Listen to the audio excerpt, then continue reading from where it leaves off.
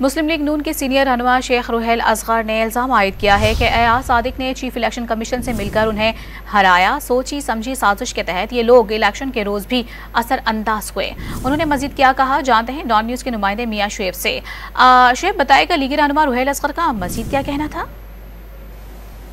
میرے ساتھ سینئر سیاستدان شیخ روحیل اصغر موجود ہیں، ان سے موجودہ سیاسی صورتحال پر بات کرتے ہیں اور خصوصاً جو ان کی جماعت مسلم لیگ نون اس حوالے سے بھی بات کرتے ہیں کہ مسلم لیگ نون کی CWC کی میٹنگ ہوتی ہے، کیا آپ کو کال نہیں کی جاتی، کیوں آپ کو بلایا کیوں نہیں جاتا، یا آپ خود نہیں شرکت کرتے؟ اچھا سر، ایک تو وقت دینے کا شکریہ۔ مسلم لیگ نون کی جو میٹنگ ہوتی ہے CWC کی، آپ کو بلایا نہیں جاتا، دعوت نامہ نہیں آتا، یا آپ خود شرکت نہیں کرتے؟ اس کا ایک طریقہ ہوتا ہے نا، وہ اس کے ممبرز ہیں CWC کے، میں اس کا ممبر کبھی بھی نہیں تھا۔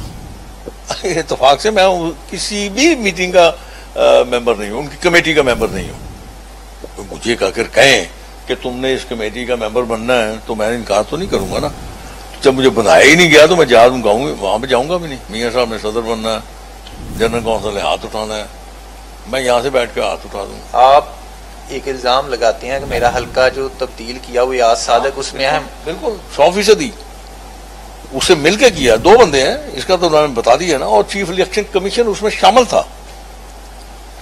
اس کی رضا منشا کے بغیر نہیں ہو سکتا، کیونکہ جب ہم لوگوں نے جا کے اس کے خلاف کی تھی تو ٹرن ڈاؤن کر دی ہماری وہ ریکویسٹ۔ تو الیکشن والے دن بھی یہ لوگ اثر انداز ہوئے ہوں گے؟ پتہ نہیں، ہوئے ہوں گے، لازمی بات ہے۔ اگر حلقہ اس طرح تباہ کیا گیا، برباد کیا گیا، اور یہ سوچ کے کہ یہ اب خرابی پیدا کر دی جائے تو شاید یہ سٹیبل نہیں ہو سکے گا، تو ہو سکتا کیا، میں اس بارے میں کیا کہہ سکتا ہوں۔ اگر آپ سمجھتے ہیں کہ حکومت اگر نون لیگ ہے اس وقت ڈیلیور نہیں کرتی اس کو، جو بھی اگر آپ غلط کام کریں گے یا ڈیلیور نہیں کریں گے یا آپ خرابیاں پیدا کریں گے تو اس کا تو آپ کو پھر خمیرہ بھگتنا پڑے گا نا۔